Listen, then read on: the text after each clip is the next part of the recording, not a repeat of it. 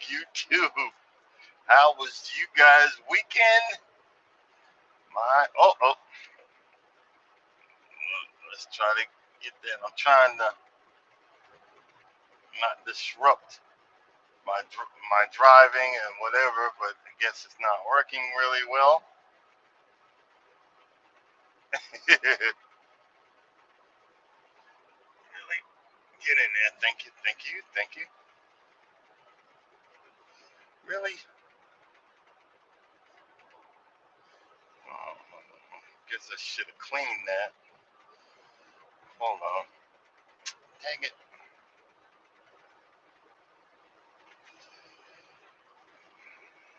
Story of my life. I am under pressure, under pressure. I'm under pressure to get to this shipper on time. I had to push it. I had to push it. Then I had to calculate with my, not with a calculator, but with my fingers, count it out with my fingers if I'm going to make it on time. So I've got a few minutes to, if, oh, shoot, I had my blinker on.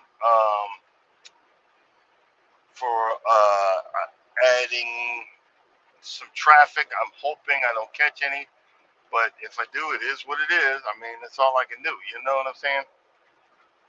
This guy over here to my right, he was scaring the heck out of me earlier.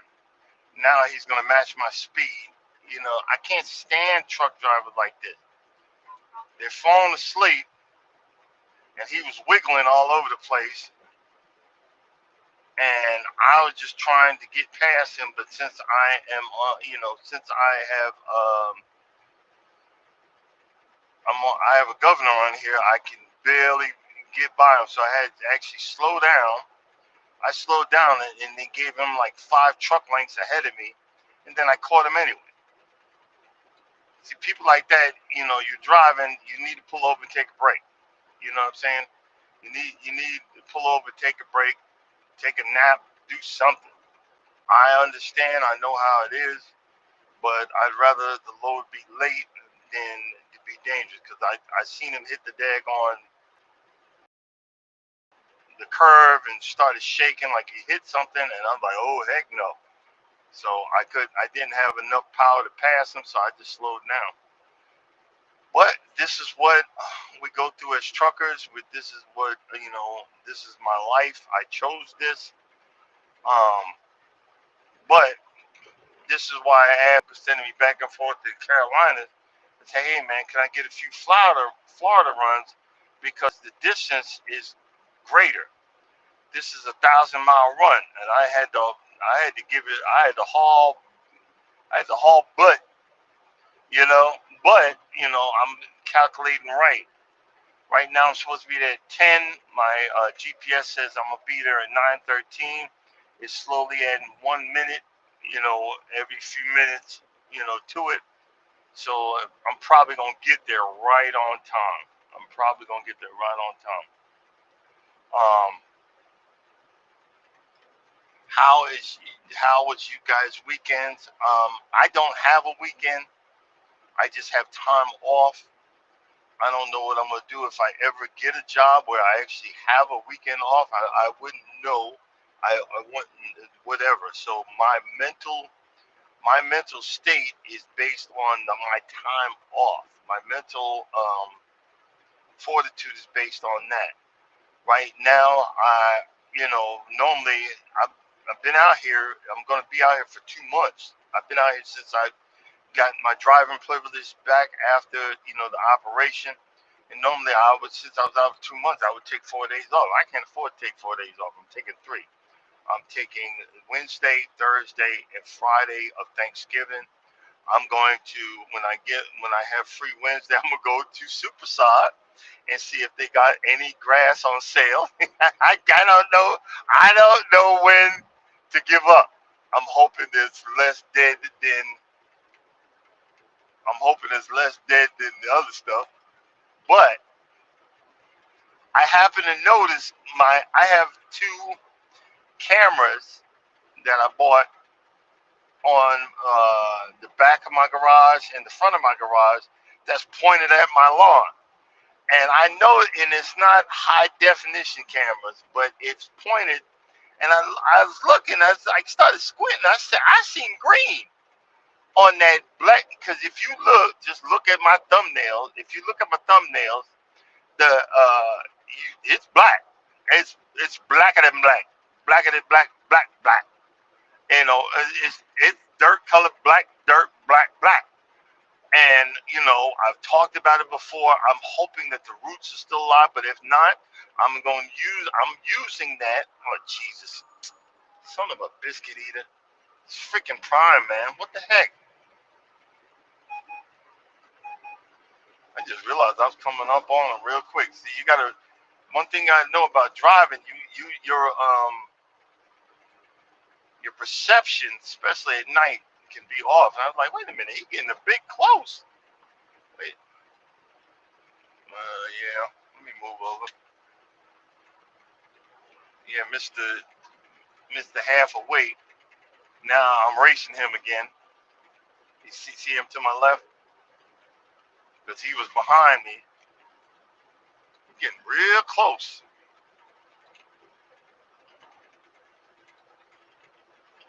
I don't like that.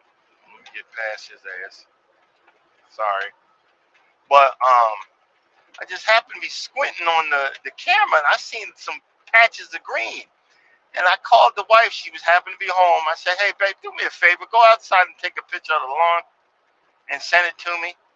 And she sent it to me. And just like I pictured, my perennial rye is starting to come up on that sod. So again, I've got some winter green grass coming up, and I'm going to feed that. I'm going to grow that. I got Kentucky bluegrass and turf type tall fescue, and I'm going to feed that some more. And hopefully, if I just keep that growing and through the winter, because it doesn't get we don't see real frost down here, so it stays green. It doesn't go, dormant. Um, and I'm going to start buying some, what do you call it? Not fescue. Um, is it fescue? Whatever the sod is, it's early, guys. I'm going to buy some of the seed, and in late February, I'm going to start dumping it out there. But that seed is really expensive. So I'm gonna buy one bag a month because I don't want to go overboard. I'm gonna buy one bag a month and have that ready to reseed that, and hopefully the roots will come back, and then it will take over because that's how that sod works. So hopefully I'm gonna have it's the first part of my experiment. Either way, it's still gonna be cheaper than me buying a whole pallet of that stuff. It's like 400 freaking bucks. You know what I mean? It's like 400 freaking bucks. But I'm looking toward that, and I'm sorry, guys, I haven't looked. But give me 1 second. I see some people.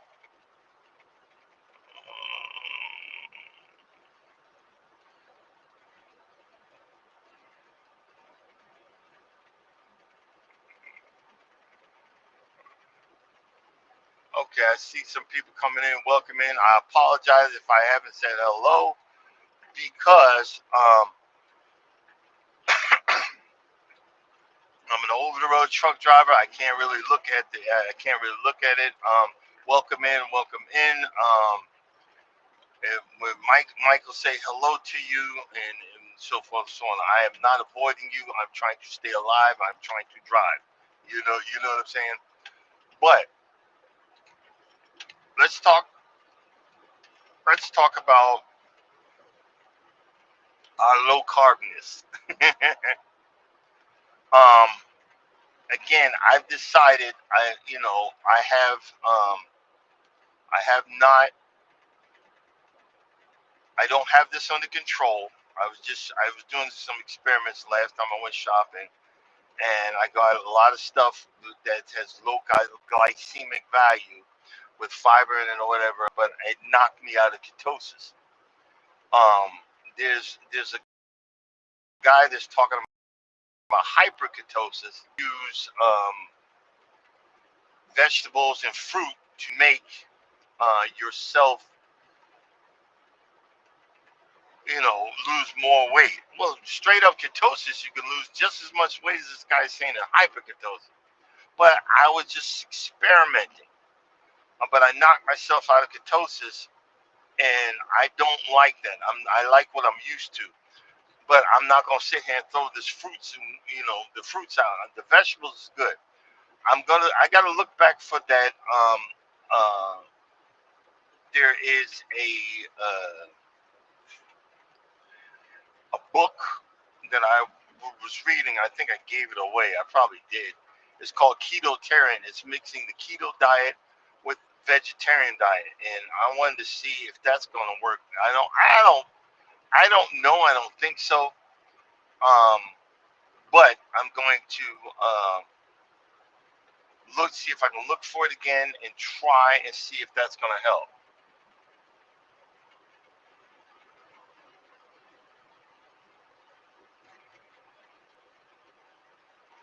I'm gonna see if that's going to help. But um, because a lot of these guys are talking about grains and all that. That's complex carbohydrates, man, and that's not good for me. I'm not going back that route. That's not good for me. So I'm not going to even fall into that category. And we already know that the low carb bread is not for real. Um, that's kind of you know said. I knew it wasn't, but I'd be told it wasn't.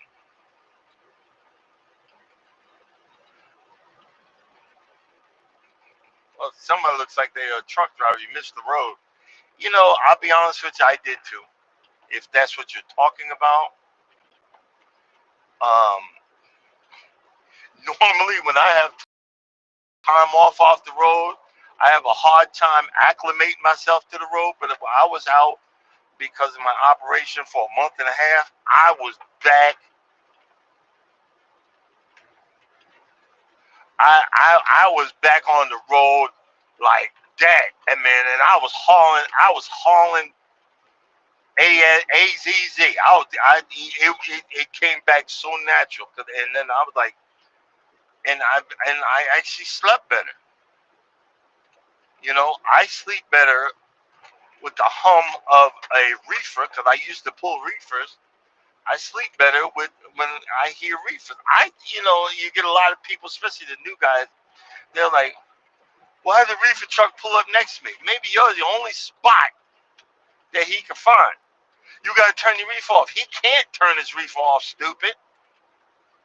He's probably bringing ice cream or refrigerated meats or vegetables, and some people got out their truck and turned their thing off, which is criminal. You can't be doing that. But that's happened also. Um, and these people don't understand. This is what's going on the road. It ain't. It ain't. This ain't camping. It's high tech stankiness. It's high tech other stuff. You got to no, that's just how it is. There's a lot of prejudiced people out here. There's a lot way past the level of Trumpers. That's why I don't even go into the the truck the lounges at the truck stop anymore. I ain't been in there in years. They got Fox News and football games, and it's weird how it's always on what's that TV show where the SVU with the sexual predator. Something ain't right with them people.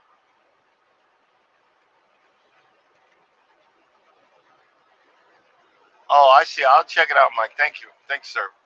Appreciate it. Something ain't right with them people. That you gonna sit there and watch that? So you're showing that SVU in the truck stop lounge. They don't change the channel. It stays there. Come on, man. That's introduction, indoctrination, perverse. But I'm looking. Sometimes I gotta check and see if my blinkers are on or whatever. That's crazy. Okay, I'm down. Yeah.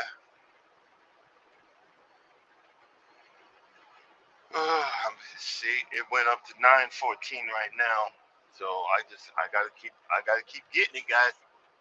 Gotta keep getting it. but um, but back to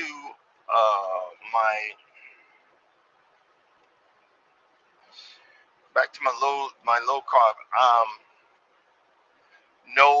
No cravings yesterday. No craziness. I think all I had was what did I have?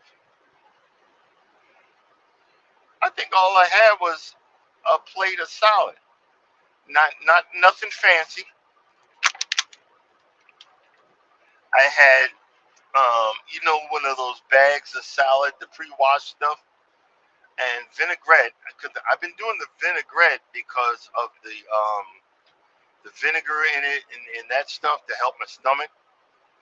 No ranch. I haven't been doing the ranch or anything like that. And then I put that those cucumber slices. I had a bag of that, and I put it on top of the salad, so it gave me more dressing. And I really kind of sort of, that's all I ate. And a low carb. I'm trying to think. Yeah, it was a low carb. Supposedly it has the good fat in it. Reese's peanut butter cup. I don't know. It keto. It was the keto thing. They. I don't know if that's even real or not. But I had one, and that's all I had yesterday. So I'm thinking, and because I'm not hungry right now. But in the stuff that I've been reading, it says that when you start eating, you want to start having the fiber first. So I'm eating the salads. Oh yeah, no. Let me say I had something else. I had some those sausages, like the pre-cooked sausage links. I put them in my air fryer. So I think is when I get to the consignee with my delivery. That's what's called consignee. I'm going to have the salad and some sausage links, and that's gonna be my meal for the day. Doesn't it sound delicious? God, and I was thinking I'm not gonna be too far off the mark on Thanksgiving because I'm gonna leave. My wife's gonna cook cornbread and biscuits. I'm not gonna mess with that. I would like to make some dressing. I'll be honest with you, I hope her sister don't show up because she cooks every year. Her stuff is nasty. And it's nasty. And I'm tired of sugarcoating it. It's nasty, you know. I think I'm gonna make my own dressing this year because her stuff is nasty. Oh, let me tell you something. Somebody screwed up and sent an Amazon delivery to our house. They screwed up, put the wrong address. We, they put our address and somebody a different name. My wife is so what do you call it? Uh,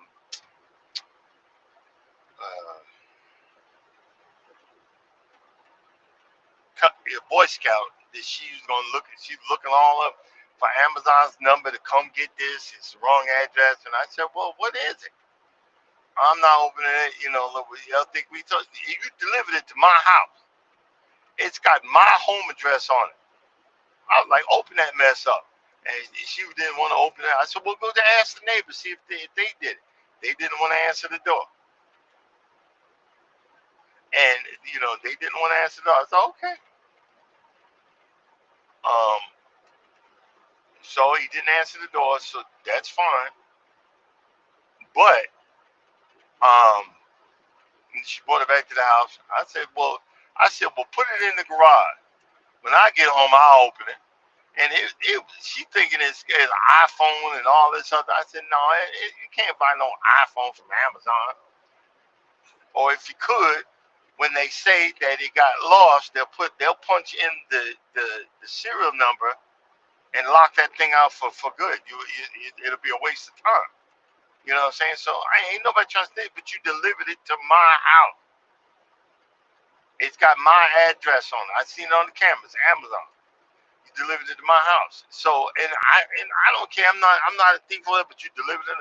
That's $1 billion company. They're gonna write it off and resend that mess to whoever got it. And it's some goofy stuff. It was like a pair of gloves. And we live in Georgia. You don't need gloves in Georgia. You know what I'm saying? You rarely. It's a pair of gloves and smoke detector. What the heck you need a smoke? I've got 3 smoke detectors in the house. I don't need another one. So I said, just put that mess in the garage. Okay, I just got the thing truck bypass waste station. Woo. Do you see what I'm saying? So I'm like, whatever. And if it's the neighbors, next time I see them on my ass. But I was looking with that, and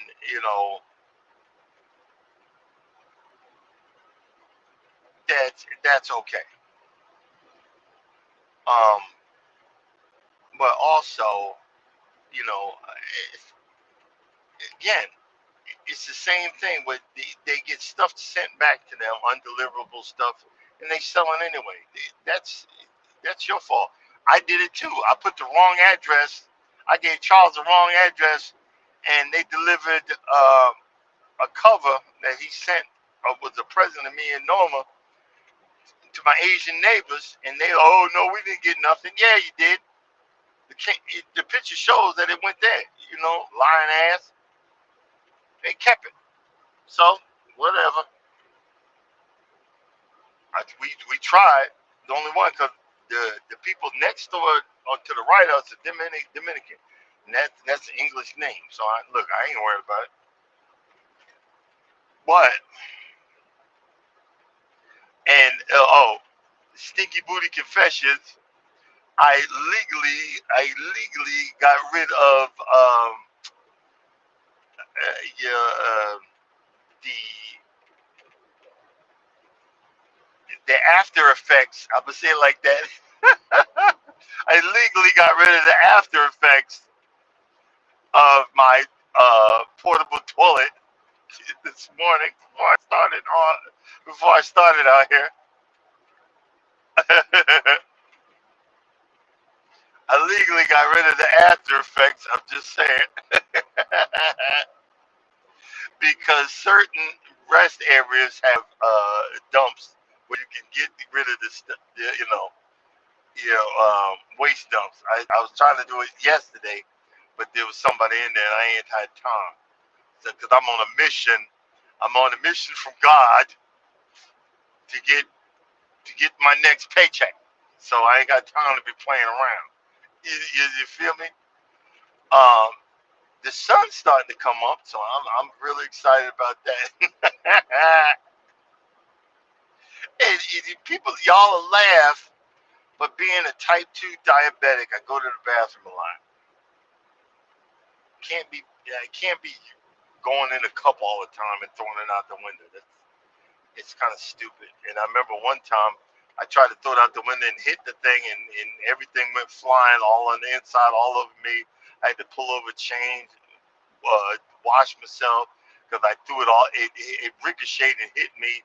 So I'd rather have a portable whatever where I can pull over, go to the bathroom, keep on trucking. But and again, I'm trying to get this type 2 under control. Hey, good. I see Kenneth Wilkinson come on. Sorry, I said good morning. Type 2 under control, so maybe I can stop going as much as I do. I think it's type 2, and because I'm getting old. I hope I can. I'm trying to. I'm trying my best to slow down the progression of you know old old folks diaper because I've seen them. There's truckers out here, old men out here got diapers on. Don't and yeah, that's disgusting. But I mean, it is what it is. That's why they sell so many in Walmart. You know what I'm saying? I just hope I don't have to get that far. I'm trying to prevent that by any means necessary. Why is this guy going 3 miles an hour, man? Now here's the deal. This is what I have to do. I had to take my two plants because if they spot them, they'll make me throw them out. Coming into Florida, I got that pineapple and that papaya um, in the truck. I took it out and put it in the back. Okay, yeah, and I put it in the bag. But it's that papaya and the pineapple are really enjoying the passenger seat because it's getting sun all day, every day, and that is the best. I got to get a strap so I can hold it in, or the seat belt or something, and hold it in there so it doesn't come out. I got it over there snug right now, but I'm trying to keep uh, that area snug. What I'm trying to do, I want to see if I can get it tall enough that I can put it next to my avocado, my avocado tree in my kitchen near the back door. Because that avocado started out real small and it's been growing a tall pot for that. And I got a pot that I can put that in that will, I got a real tall, good sized girth pot that I can put it in there the back door. And then during the summer, put it out on the back porch and close that off so the deer can't come in and eat it. Because the deer will take out anything in my yard. What I want to do is put a camera in the. I'm gonna get another camera and put it on the tree and have little. I might build a deer corn and put it out there for the deer. They come. My backyard is a walkway for them. They come up from a neighbor to the right, left of me, and they walk through my backyard. I've seen their tracks. I've seen baby deer, and I would like, I don't have no problem with them, either other than them eating my shit. But I'm thinking about setting up, a camera and putting that in. Because there's a guy I can't remember his name, but I follow him. And what he does, he lives in Arkansas, and that's what he does. He feeds the deer. The deer love him. He'll get like some fruits and vegetables, and puts it out there for the deer. And it was nice music. Um, the husband, I think he's ex Air Force. He's ex Air Force, and I say that I said that to say this. Happy Veterans Day to all you veterans out there. Um,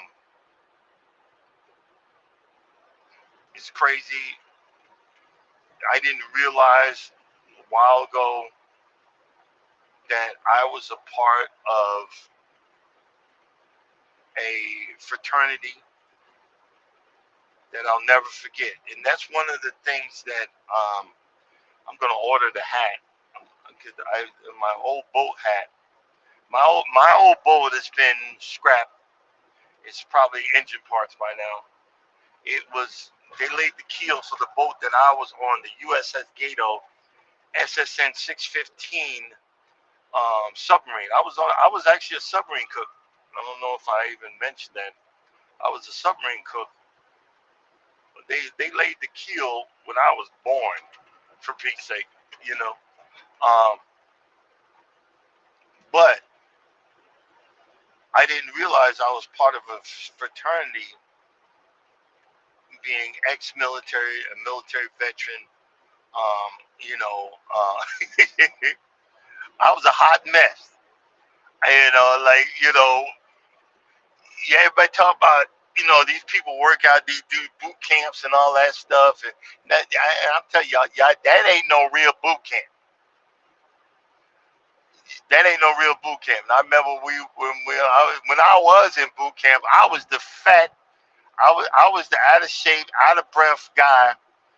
The whole troop was 100 yards ahead of us, and my petty officer was back there with me, yelling at me, "Mom, mom, mom, bitch, you fat piece of shit, you fat son of a bitch, you, mom, mom, mom, mom." And every time we went out on a run, I was always way back there. I could barely do it, but I remember when they said you got to. I gotta find that picture. It's in that back room, and somewhere, stuffed away in one of my boxes of comic books. I gotta find that picture, and I'm gonna post that picture. Maybe do a thumbnail. And I remember they said if you don't pass, it was like a 3.5 mile run. You had to do it at a certain amount of minutes. I think like 12 or 13 minutes. It's some crazy number like that. If you don't pass that, you're gonna be stuck in boot camp for 3 more weeks. And I remember I said, "Oh, heck to the no." Oh, thank you, Mike. I said, "Oh," and I'm seeing being polite. I said, "HE double sticks, so no." And I said, "Who's running pace?" And it was a little Filipino master chief. I think it was a master chief or a senior chief. And I got, I stood next to him. I got right behind him. And when they started, I was not focused on the run. I was focused on his behind. I chased him like he stole something. I did not let up. I did not fall behind. I chased him like he stole my peanut butter and jelly sandwich. I said, "You are not getting away from me." And I made it. I made it. I made it. And I remember I lost so much weight in boot camp. And every time the petty officers had seen me, they would drop me. "Thanks, you fat piece." I said, "Drop, you no good lazy American," because he was Filipino. He's a Filipino petty officer. There's a Filipino chief and a Filipino first class petty officer. Dropped me like I was every time. So I'd see him coming, I'd turn the other way. "Thanks, stop! Come here! Drop, you mother blah blah blah," boy. And I learned to shut up. I learned dedication. I learned because in the military, you look, you can be sick all you want, but you better be dead if you don't show up for work. That's why I don't got no teeth now. They filled they filled all of the fillings in my teeth, but they didn't put caps on them. See, the dentists in the military are new dentists. They don't know what they're doing. I had a mouth full of metal, but I didn't have no caps to cover them. So over the years, they just slowly cracked and disintegrated. That's why I don't have no teeth right now.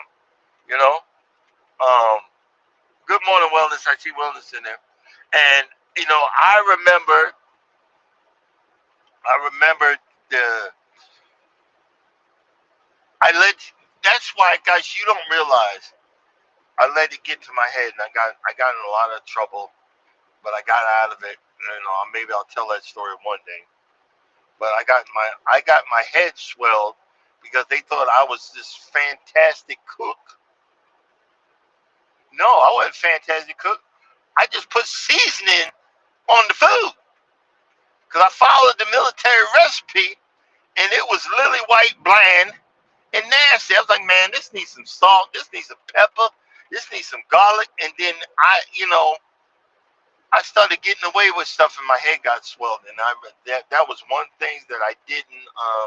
That's one thing. That's why I try my best to be humble. I try my best to stay humble because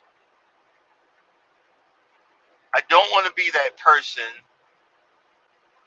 that think they stuff don't stink, and then reality check. You think you all that? Let me inform you. Let me inform you. You ain't all that. You know what I'm saying? You think you know? That's why uh, I went looking. That's why some of the stuff. It's better to stay humble and check yourself before somebody checks you, because that mess gonna hurt. It's gonna hurt. It's gonna hurt big time. You know what I mean? It's gonna hurt big time. Now, and even since wellness in hand, what I'm gonna start doing, guys, the more I heal, I don't know what this doctor did. He removed a whole lot of fat where he put this mesh in my stomach, and it's starting to heal up more. And my core is so weak. So what I'm gonna start doing, I had to get up and go so I can make it here on time. But when I get in the door, I'm gonna do 3 sets of 10. Standing there and putting my hands out, and I'm gonna touch my knees to my hands, and then I'm gonna do 3 sets of touching my knees to my elbow, and I'm gonna start. I'm gonna start incorporating that in my daily um walk, because I got to start. I can't do sit-ups yet because I don't. I'm starting to feel that mesh in my stomach, and I don't want. I need to give that a few months to heal up right, so I don't mess something up. And because I'm not going under the knife for quite some time. I'm sorry, we ain't going there. I can't do it again. But I need to start adding to my lifestyle change. I need to start adding to, and I have a brand new box of push-up bars. I'm not gonna do push-ups because this nasty. Hey, guys, if you ever want to know what real true nastiness is, try putting your hands on the ground next to a truck in a truck stop. That ground is disgusting. So I'm gonna get. That's why I'm gonna give me some push-up bars and start incorporating some push-ups. Not a whole lot, but I'm gonna start with because I'm really out of shape. I'm gonna start with a few, and I want to get up to 50 push-ups a day.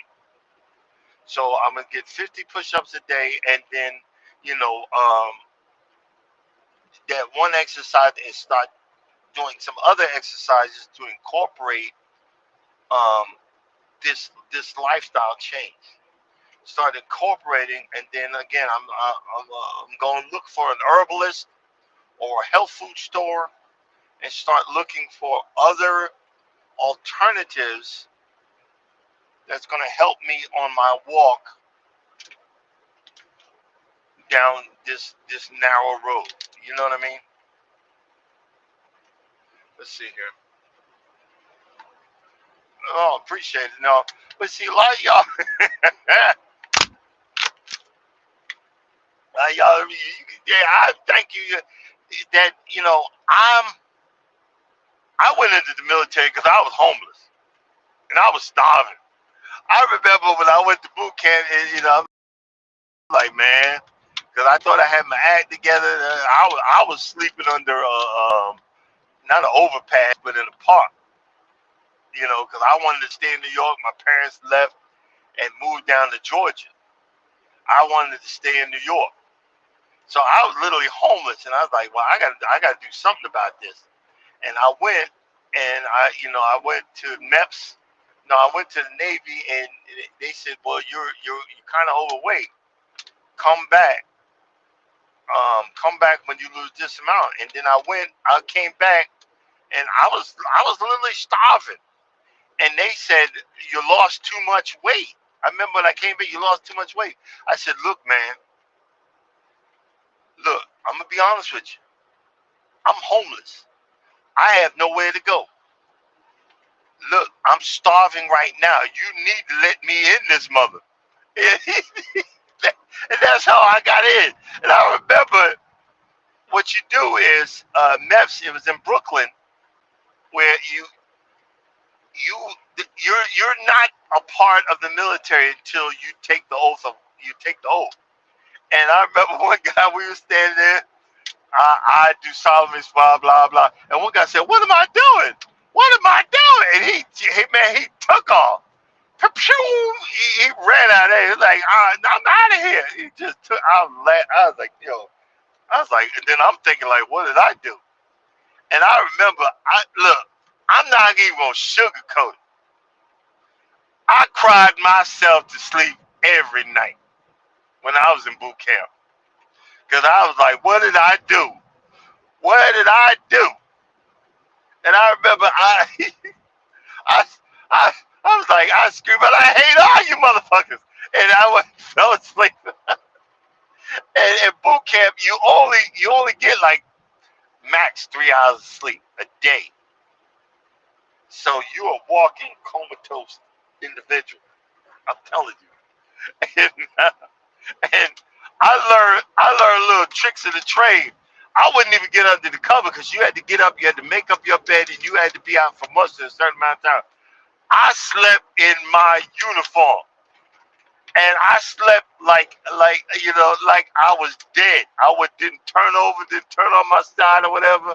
So when the lights would come on, I would get out that big, I'd straighten out that bunk, and I'd be out there. I was looking for any way, any way to make my life a little bit easier. It was a hot mess, man. And oh boy, oh what else?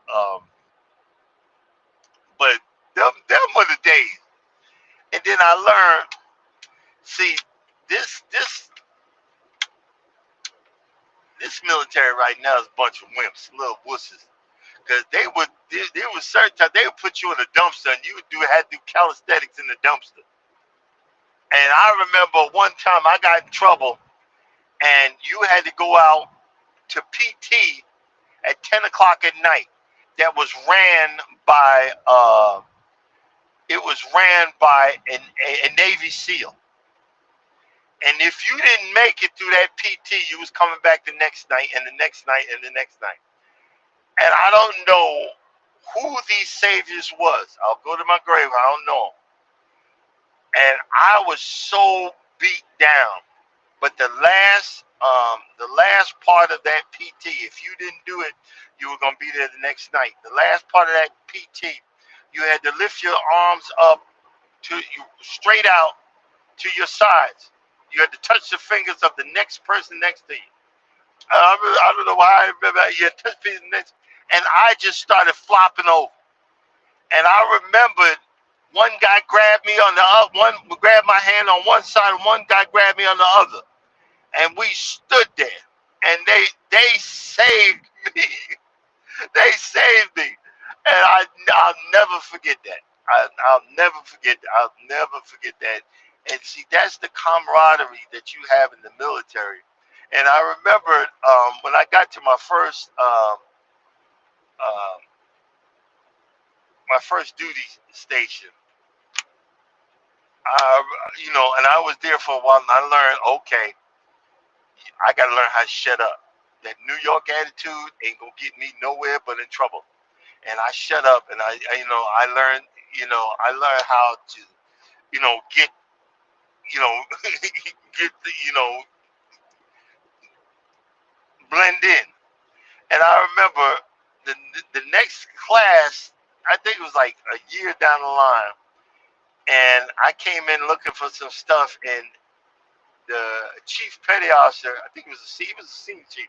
He was yelling at this E3, and the E3 And the E3 said, "Excuse me, you can't yell at you can't yell at me.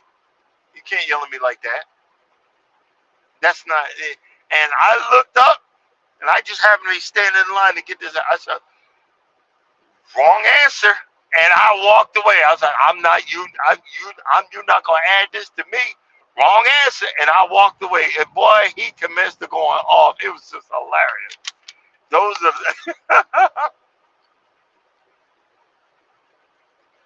but yeah, I was on a fast attack submarine. I was a submariner. That's a whole different.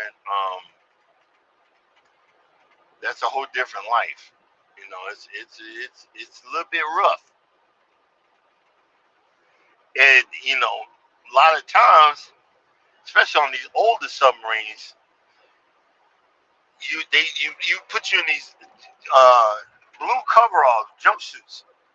They would call them poopy suits because a lot of times the evaporator would go down and didn't have enough water to wash your behind.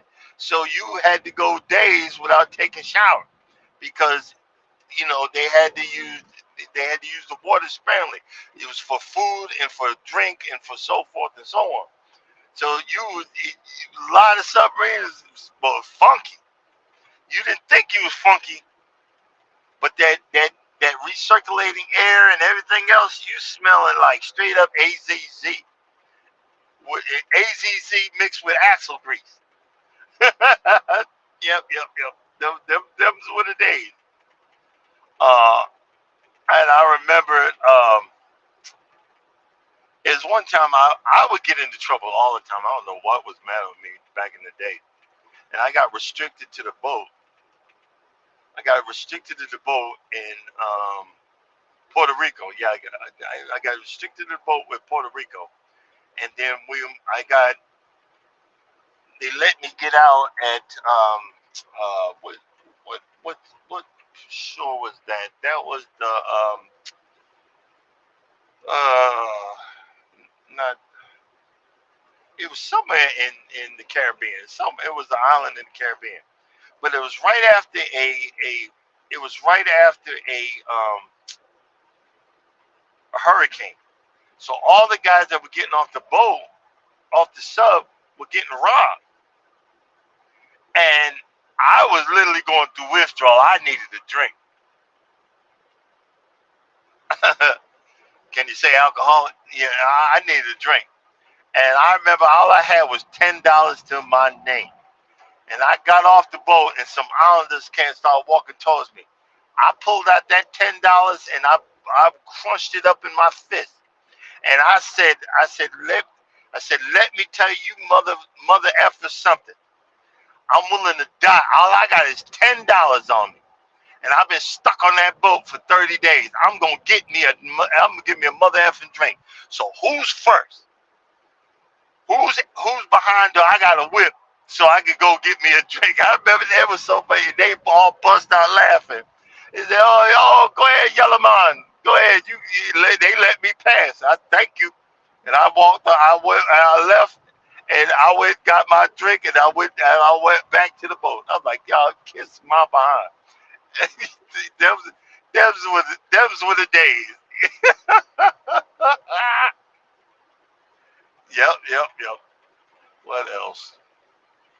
I was stationed up there in Groton, Connecticut. They called it Rotten Groton, and that's where most of your fast attack submarines come from.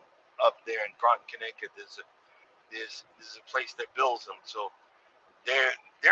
I was on a 615. That was my boat number. I think they're in the 800s now. So you know how old that daggone thing was. Jesus. Yeah, that's it. But that's but yeah, I belong to a fraternity, and the,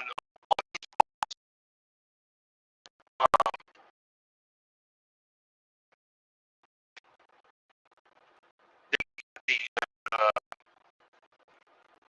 they started and of ex-military on all the, on Carnival cruise ships that say thank you for your service, thank you for you get, you wear hats and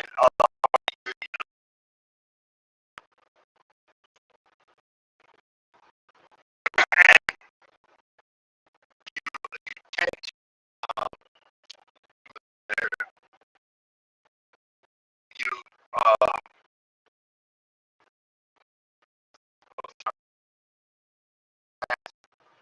and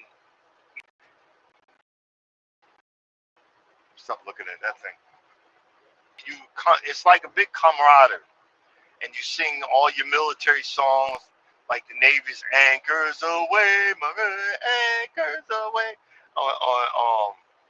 or you the Marines. You sing these, and you tell certain stories. And if you're looking to find a VA representative, a lot of them will point you in the right direction, and and this camaraderie. But they've added to that with first responders and all this other stuff, which is bullshit. I'm sorry, and that's just my opinion. Because the military, you can't go home. You belong to. When you say that oath, you're not a U.S. citizen no more. You're under the UCMJ. You belong to the United States government. It's legalized slavery. You belong to the United States government. Uh-oh. Oh. It started sliding down. Uh-oh.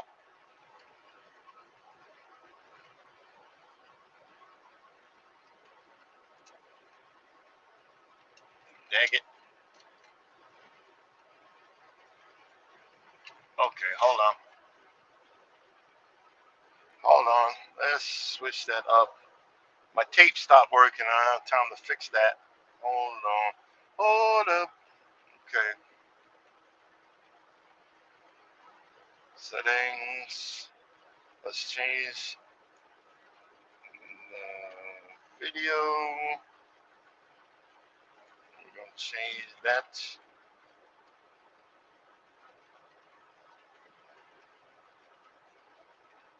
Alright. I'm going to change that to our forward. Hold on. This is how I clean the forward camera. Thanks for telling me, Mike. I would have not noticed until it fell off the daggone, until it fell off the mount. Really?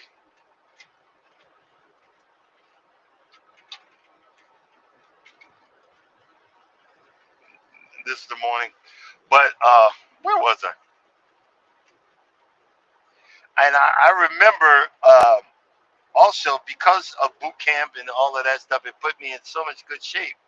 And I got a picture of my arms, my shoulders. I was muscular, and I had a six pack, and I was all that. Now I got a keg instead of a six pack. you know. Um, but I didn't realize that I was part of a fraternity that I made it through. And a lot of times what we don't realize, I've been divorced. My wife coddled my son, and my son was, he was trying to go into the military, and he wanted to go in the Marines. And even my father said it. My father could barely speak. He said he ain't gonna make it. And I told him he ain't gonna make it, but he didn't. He wouldn't listen to me. He listened to his mother that coddled him. You don't have. I said, he didn't know how to swim. A lot of black Americans don't know how to swim. I said, look, I'm gonna get you some lessons. Hold off. No, no. They told me. They told me, they're gonna teach me how to swim. I said, they're not gonna teach you how to swim. I said, son, I'm ex-military. They're not gonna teach you. The recruiter lied. no, they're gonna teach me how to swim. I'm gonna make it. And he doesn't realize it's called hell in the Marines. It's called Hell Week. For you to get out of the Marines, you gotta last. I think it's like, don't quote me, guys. I think it's like 48 hours. You go through all this stuff. My son didn't have the fortitude of that. I'm crazy enough now. If I was younger and I had my mentality, now I could do it. But you weren't gonna make it. I said, no, go on and I'll get you some classes, ASVAB, make it in the Navy. You're not gonna make that. And he didn't make it. He had to come home. And I wish he would listen. But this is what happens. A lot of you women, you coddle these boys, and you think I could, you make them into this whatever. A lot of y'all women make these little wimpy ass boys, and military ain't for the faint of heart. And I knew there was nothing home. I knew that for me. So I said, one way or another, I'm gonna make it out of this. One way or another. I wish I would have stayed in. No, I don't know. I wouldn't be living the life I'm living now. So I'll say that. But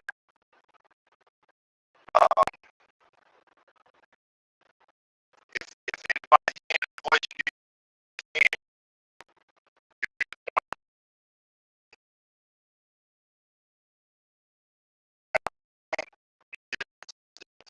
it's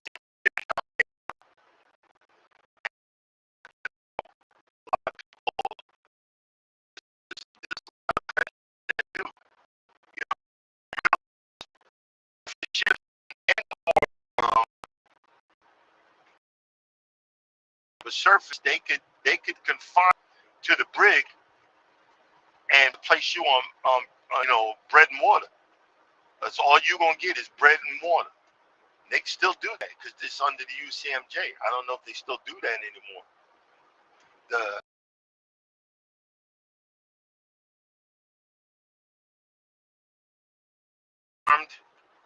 armed Marines. You know what I'm saying? It's an experience. The military is an experience to behold, my brothers and sisters.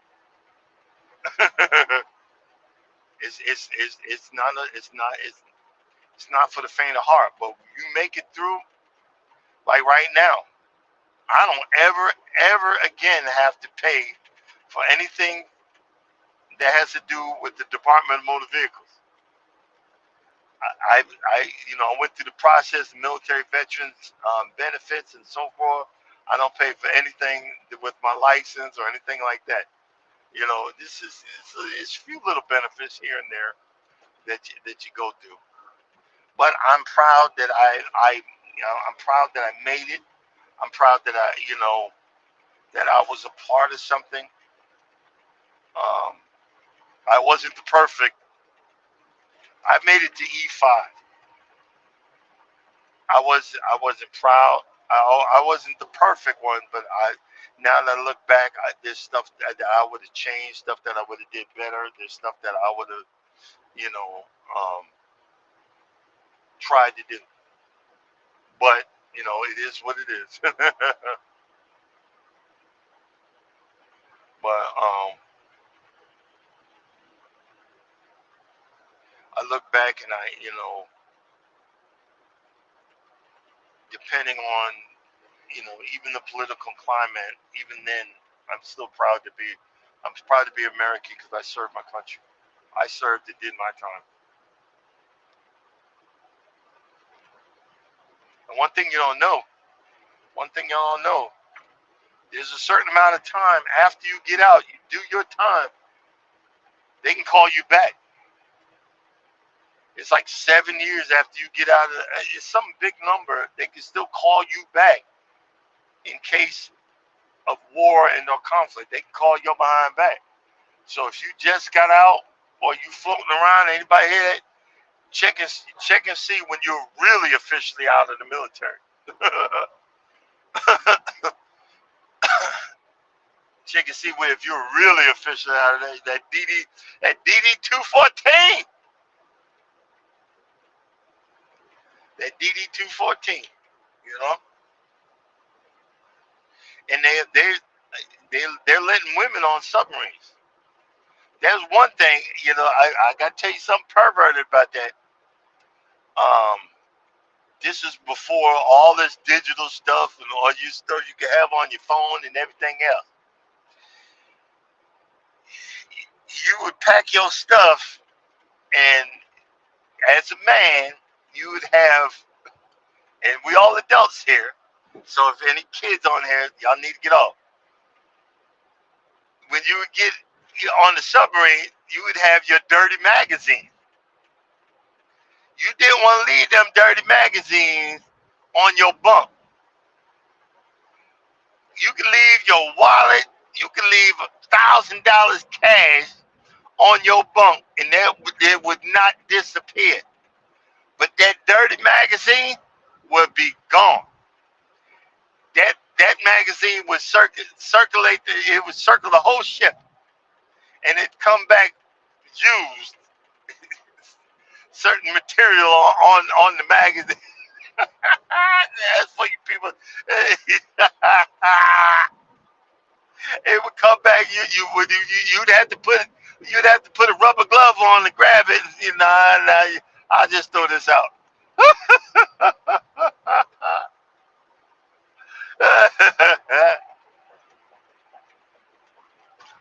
Oh Lord, have mercy. And our racks were like on the submarine. They call them coffins because there wasn't much room. There wasn't much room. There was much room to get in there.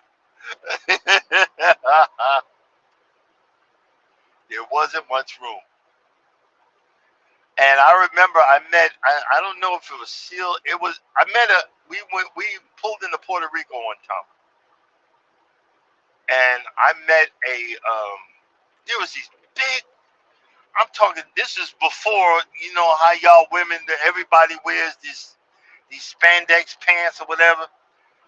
It was these. It was like five of them. And see, I'm just. It's just me. I'm going to be friendly to everybody. And I walked by and said, we were walking by them, and I stopped and said, "Hey guys, how y'all doing? Hey, what's going on?" I said, and I just came out my face. These guys were straight up muscle. I said, I was like, damn, you got to be the most musculous mother effers I've ever seen. I ain't hating, but boy, you know, and they spell out laughing. I said, well, what the hell y'all do? Oh, we're gonna go paddle out. They were getting on this inflatable boat. We're gonna paddle out 5 miles, and then we're gonna swim back to shore. I was like, what? I said, who are y'all? Oh, we're SEAL team. We're SEALs. And they were part of something. I said, oh, I was like in awe. I was like, oh snap! And, and I looked in the water in certain areas. There's freaking barracuda in the water. And I remember, I said, y'all gonna swim in that? Yeah. He said, you don't have nothing shiny on. That's what will set them off. I'm like, yo, that's crazy. That's crazy. Yeah, I remember that was an experience right there. That was freaking crazy. That's some of the stuff that you go through in the military, and you the people you meet. Because I'm always that's just who I am. I'll introduce myself. I remember when I first started driving a truck, and I worked for CRST. I told the story before, and there was these two. When I say humongous, I'm not even sugarcoating it. They were I don't know what the proper name, so I don't want to be disrespectful. They were from. the Pacific Islanders. I don't know if I believe they were Samoans, but these are some big people. And they were truck drivers. It was a husband and wife team. And I remember I was like, "Hey, how you doing? I'm there, and I just learned how to drive a truck, and I'm driving. Well, how long y'all been driving? Blah blah blah blah blah blah blah blah." And this guy had this brick-looking face, and he turned over and looked at his wife. He looked at me, looked at his wife, and said, "You know, you can tell he. I think he said, you know, he's thinking this mother effer." And then he just started laughing because everybody was afraid to approach them, but I didn't care. I just said, "Hey, how you doing? Blah, blah, blah, blah, blah, blah, blah, blah. What do you think? How y'all doing to do this?" And the guy just was funny, and we just had a long conversation, and really, I really enjoyed that. I never forgot that. And he told me the story about the shipper pissed his wife off, and that woman was hanging off the fences. If I get through this gate, I'm gonna rip your neck off, and you don't ever piss no Samoan woman off, boy. You gonna regret it. And it was hilarious. I never laughed so much in my life. And but I've always been that person. I can really just, if you're gonna be nice to me, I talk to you and then just be friendly and enjoy this, your company and everything else. All right, guys,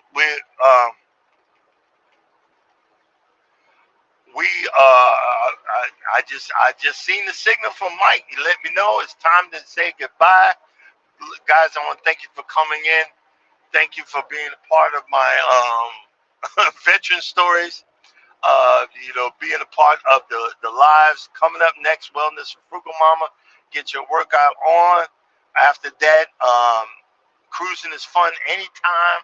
Go, I think it was in Eddie Lugo Studios. Check them out later on this morning. Um, and we're just gonna cut it short. Thank you, thank you, thank you.